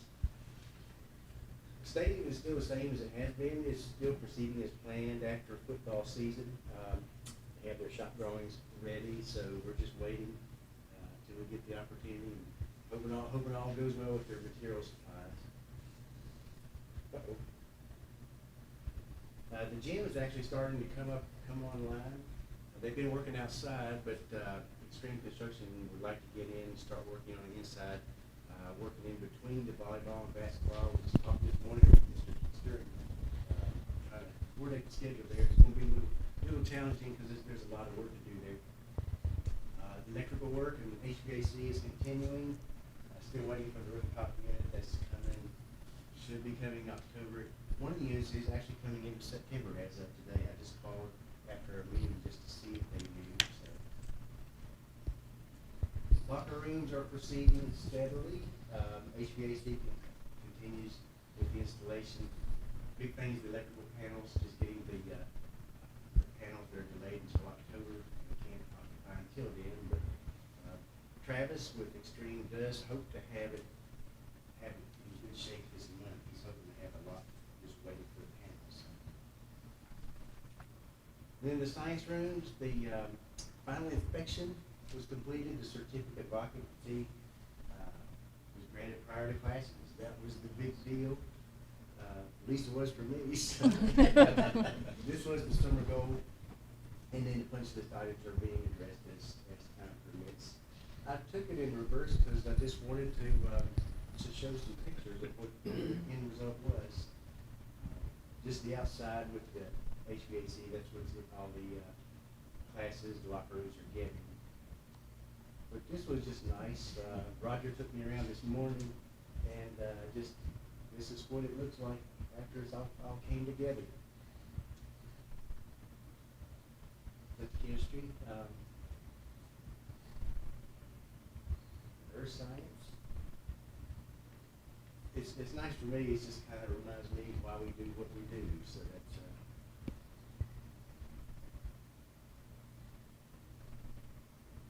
of course the workroom where the teachers have some time to themselves. I think this is the cafeteria. You know that was already done prior to that, but just you can see what it turned out.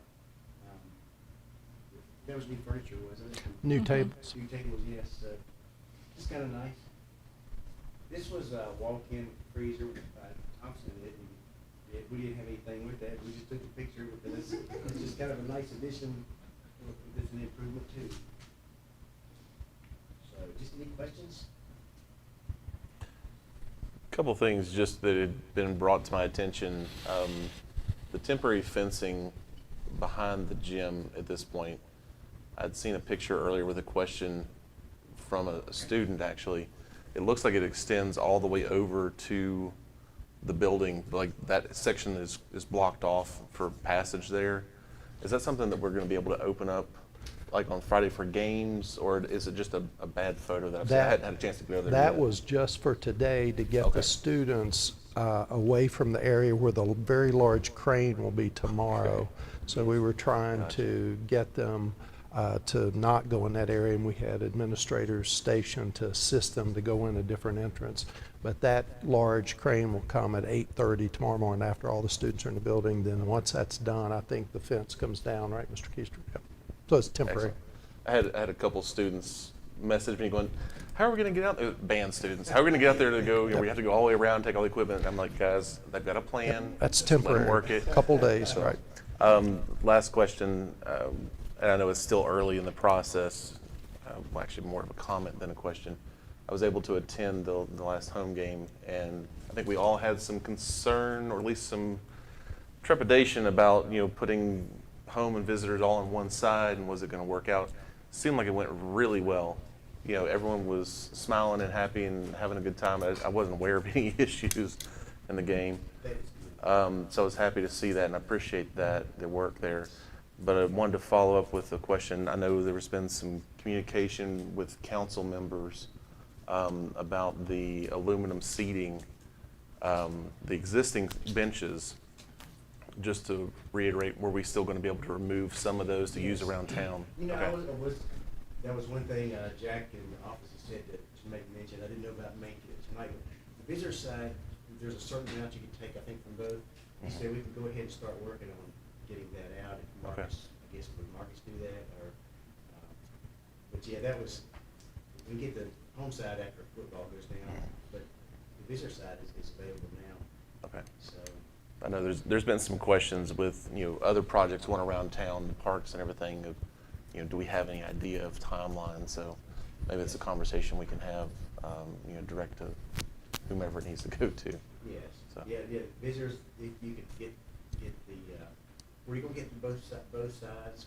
There was a certain amount that was. To be honest, I haven't gone any further with that. I know that I can follow up with the council and see what they want to do with that, and kind of make sure we get in touch with Roger. He can coordinate, and we'll make a plan for it.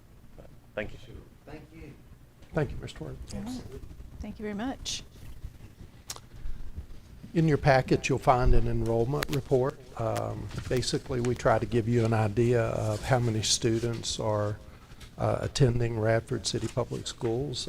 It's pretty straightforward regarding the data. We do have full schools. That's a really great thing to be proud of. So that's available for your consumption. And at this point, we'll move forward with the local plan and annual report of the education of the gifted. This is a 5-year plan, and we have Ms. Eagle. Come on up and join us.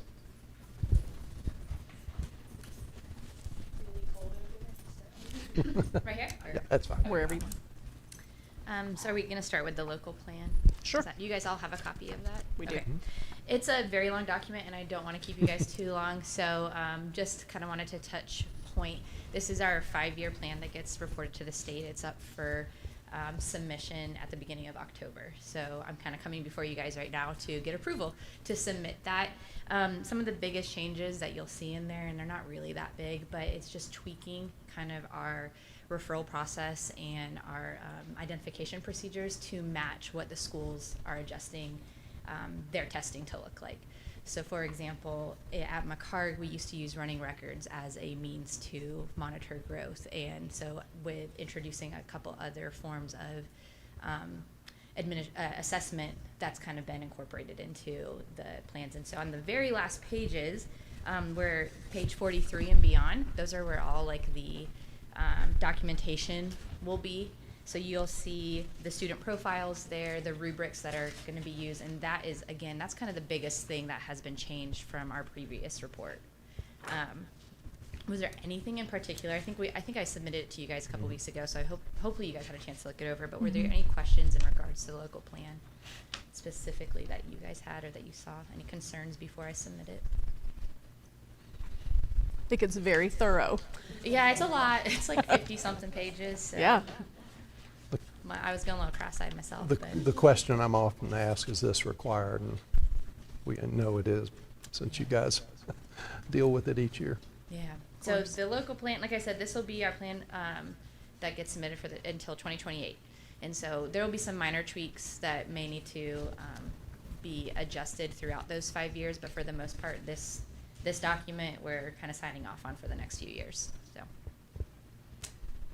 any questions on that one? Great, short and sweet. All right, so the other one, this is more to do with our year in review for our gifted program this past school year. On the first page, you'll see who our advisory committee is, and these are updated to reflect our team going into this school year. A couple changes there, persons 9 and 10. We have 2 new parents, Corey Cassidy and Cassidy Urista. They have students who were part of the program. And Cassidy Urisa is also kind of acting as a community member as well, because she has a student enrolled, but he is no longer, her gifted student's no longer enrolled, if that makes sense. I don't know. She was brought in last year, and then he's going to another school right now. But she, I thought, had some really good information and wealth of knowledge to provide for our committee. So, and then to point out just a couple things throughout this report, you know, the governor's school, that is now located at the community college. I know that has saved about 15 minutes one way for transportation, so that's probably a benefit for us on transportation costs alone. From the reports that I'm hearing of kids, when I have been able to transport them or touch base, it seems to be going well. I mean, the beginning of the year, they're always like wide-eyed and, oh my gosh, this is a lot of work, but they're settling in well, it seems.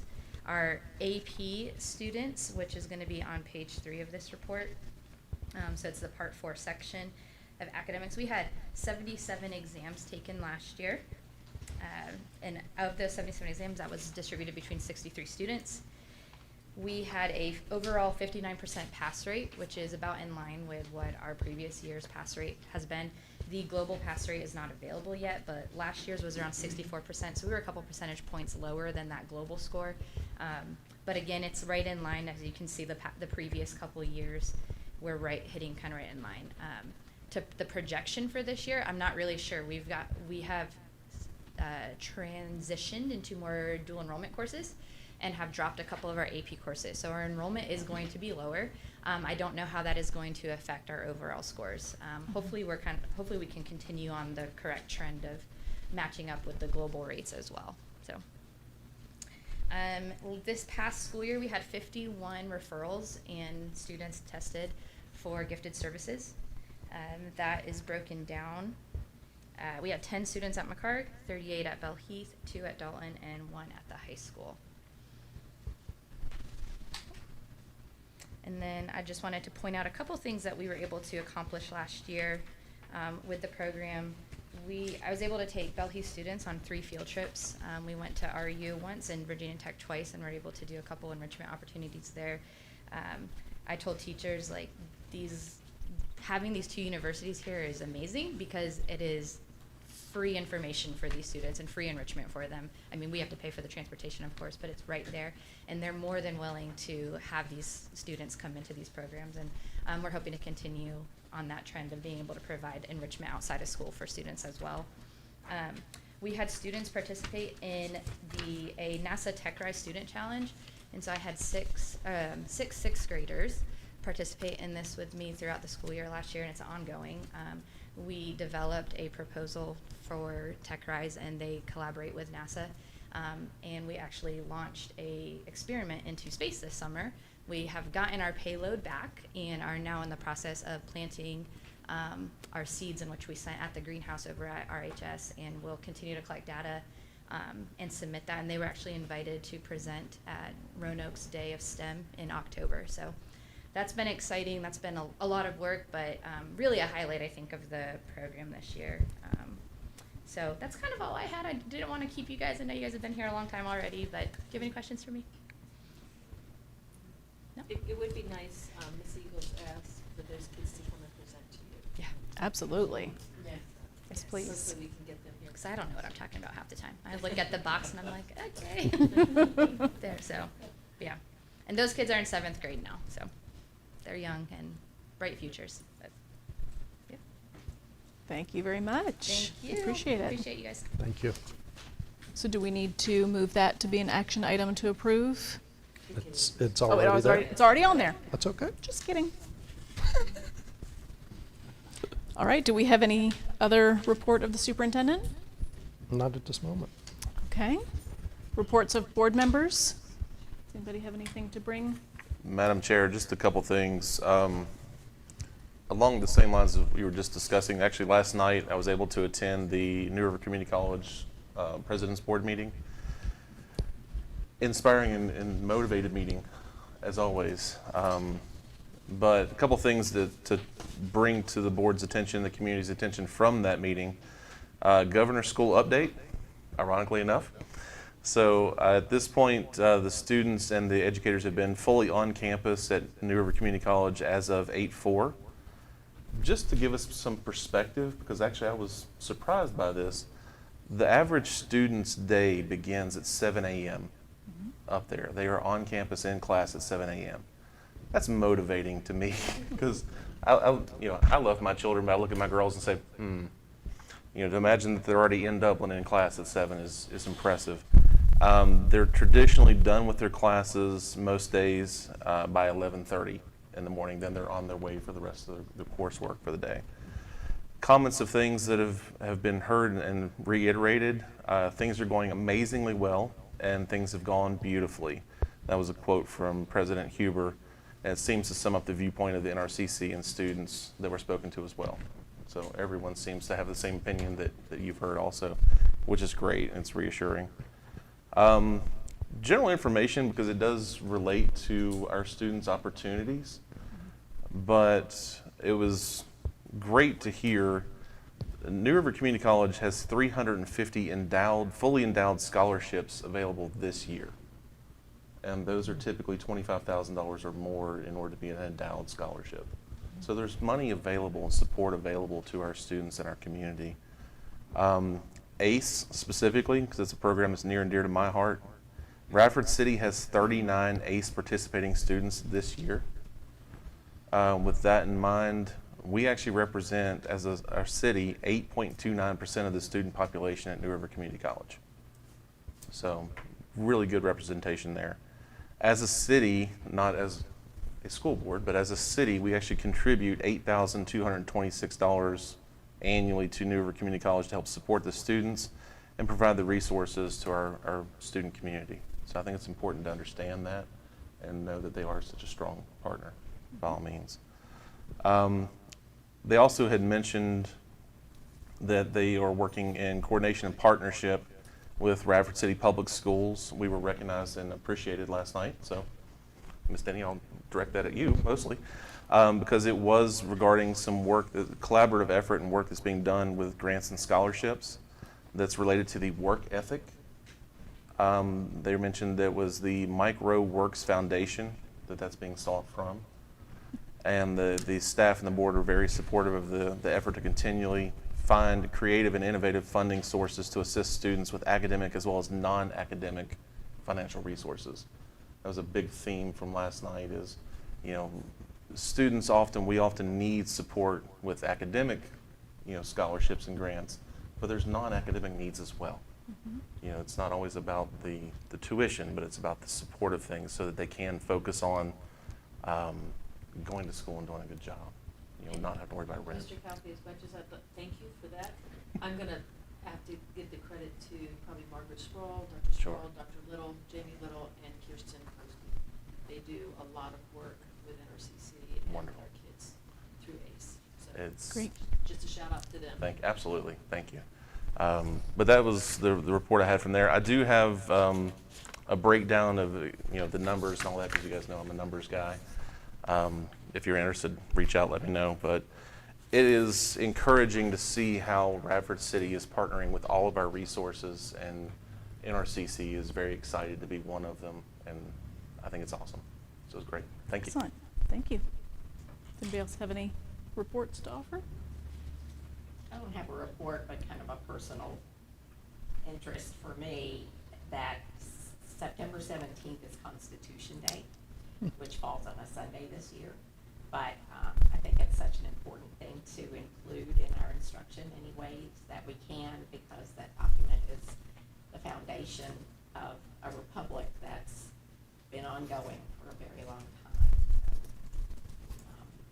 So, parents could also talk about the importance of that. All right, great, thank you. Ms. Swing? We good? All right, thank you so much. All right, moving on to our action items. We have the RCPS local plan and annual report for the education of the gifted 2023 through 2028. Do I have a motion to approve the plan and annual report? I move to approve the plan. Okay, I have a motion. Do I have a second? Second. Any discussion? All in favor say aye. Aye. Any opposed? All right, motion passes. Thank you so much. Do I need to sign? Or no, that's just the date that it was approved. On page 42, there is a superintendent signature. Okay, on page 42. We'll make sure that happens. Thank you We'll so take care much of for that. bringing this all to us and putting that together. All right, I don't think we have any other action items. None. But we do need to move into closed meeting. And Mr. Calfee, we've got quite a bit highlighted, so bear with us to make sure we're in Compliance. Compliance. Madam Chair, I move that we move into closed session for the following reasons. Under Virginia Statute 2.2-3711, closed meetings authorized for certain limited purposes. A public body may hold closed meetings for only the following purposes. 1, discussion, consideration, or interviews of prospective candidates for employment, assignment, appointment, promotion, performance, demotion, salaries, disciplining, or resigning of specific public offices, appointees or employees of any public body, and evaluation of performance of departments or schools of public institutions of higher education, where such evaluation will necessarily involve discussion of the performance of specific individuals. Any teacher shall be permitted to be present during closed meeting in which this discussion or consideration of a disciplinary matter that involves the teacher and some student, and the student involved in the matter is present, provided the teacher makes a written request to be present to the presiding officer or the appropriate board. All right. Reason 2, discussion. Did you do them separately or all together? Carrie, do we do them separately or all together? We've done them both ways, so. I do them all together. All right, we're going to do them all together, so keep on rolling. That was on a roll. Go for it. Sorry. Sorry for stopping.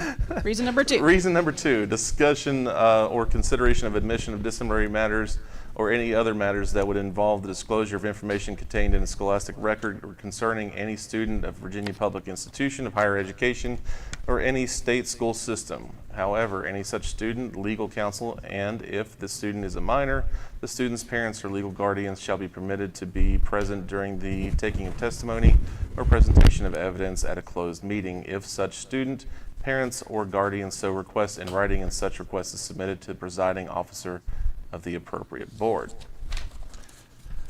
And reason number 4, protection of the privacy of individuals in personal matters not related to public business. Reason number 7, consultation with legal counsel and briefings by staff members or consultants pertaining to the actual probable litigation where such consultation or briefing in open meeting would adversely affect the negotiating or litigating posture of the public body, and consultation with legal counsel employed or retained by a public body regarding specific legal matters requiring the provision of legal advice by such counsel.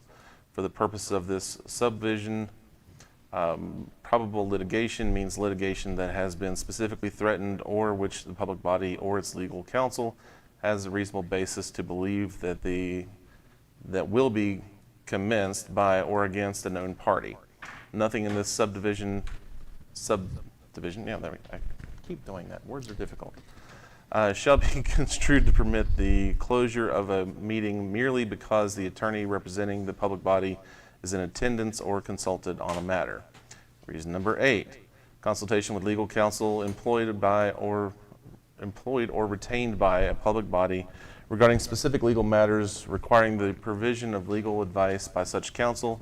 Nothing in this subdivision shall be construed to permit the closure of a meeting merely because an attorney representing the public body in attendance or is consulted on the matter.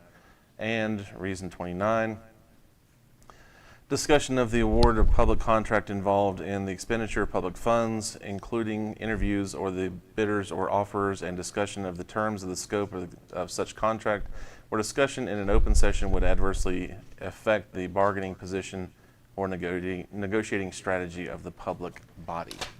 All righty, I've got a motion to go into closed session for reasons 1, 2, 4, 7, 8, and 29. Do I have a second? Second. Any discussion? All in favor say aye. Aye. Any opposed? Motion passes. Thank you. We're in closed session.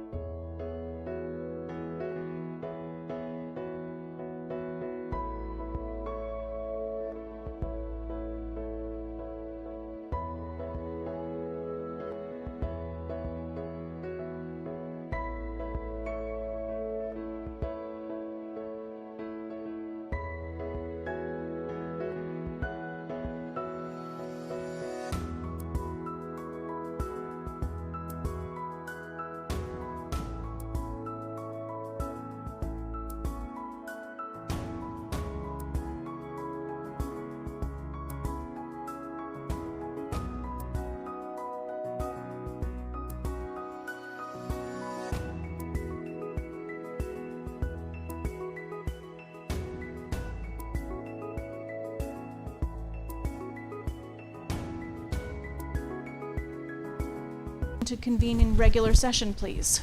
So moved. I have a motion. Do I have a second? Second. Any discussion? All in favor say aye. Aye. Motion passes. All right, I need a certification of our closed meeting, please, Mr. Calfee. Madam Chair, I'd like to certify that the closed meeting just held was for the following reasons. Under Virginia Statute 2.2-3711, closed meetings authorized for certain limited purposes.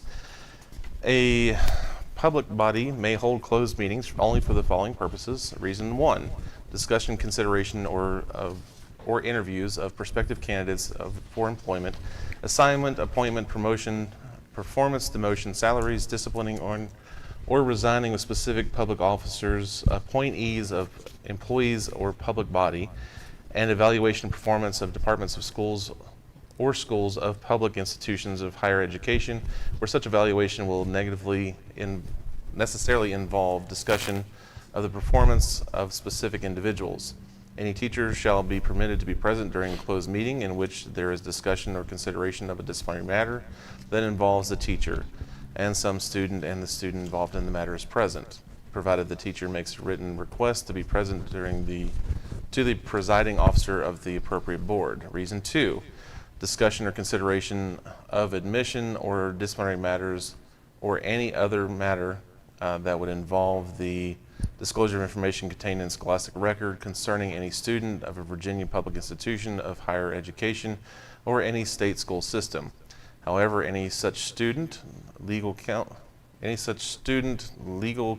and if the student is a minor, the student's parents or legal guardians shall be permitted to be present during the taking of testimony or presentation of evidence at a closed meeting, if such student, parents, or guardians so request in writing, and such request is submitted to the presiding officer of the appropriate board.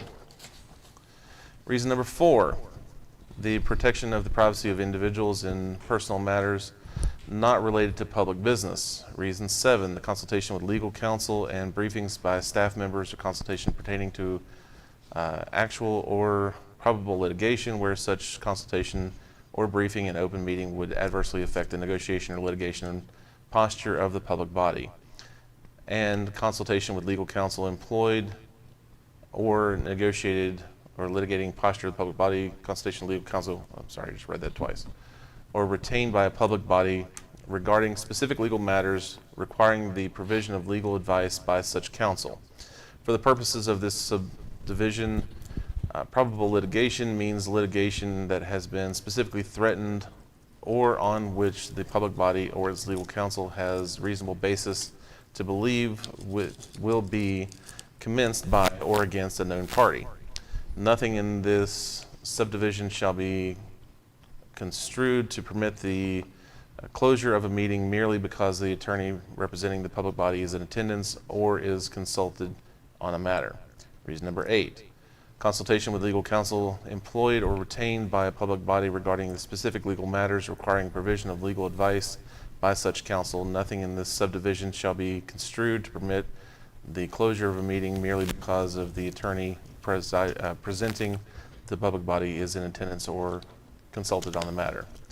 And reason 29, discussion of the award of a public contract involving the expenditure of public funds, including interviews of bidders or offerers, and the discussion of the terms or scope of such contract where discussion in an open session would adversely affect the bargaining position or negotiating strategy of the public body. All right, we have a motion for certification. Do I have a second? Second. Any discussion? All in favor say aye. Aye. Any opposed? Motion passes. All right, then we can move on to our approval of the superintendent search firm services. Do I have a motion? Madam Chair, I'd like to make the motion to accept the contract proposal from Real Synergy as our search agent in the for the position of superintendent of Radford City Public Schools. All right, thank you. I have a motion. Do I have a second? Second. Any discussion? All in favor say aye. Aye. Aye. Any opposed? Motion passes. Thank you very much. We have our Altria settlement documents. Our attorney has recommended, after discussion with all parties concerned, that the offer provided to you be voted upon by the board, and an expeditious answer would be appreciated according to his communication. So I do recommend it. Okay, thank you very much. So we have Altria settlement documents as recommended by our legal counsel. Do I have a motion to approve the Altria settlement documents? So moved. Motion, do I have a second? Second. Any discussion? All in favor say aye. Aye. Any opposed? Motion passes. All right, we have need a motion to approve the personnel matters as amended. When you say personnel report 1.0 as amended? Mm-hmm. Okay. Do I have a motion? I move that we accept the personnel matters 1.0 As amended. as amended. Okay, I have a motion. Do I have a second? Second. Any discussion? All in favor say aye. Aye. Any opposed? Motion passes.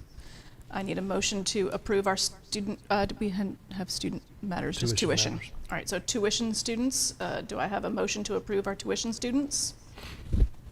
I make the motion that we approve the tuition students as presented in our meeting. Okay, I have a motion. Do I have a second? Second. Any discussion? Oh, student matters.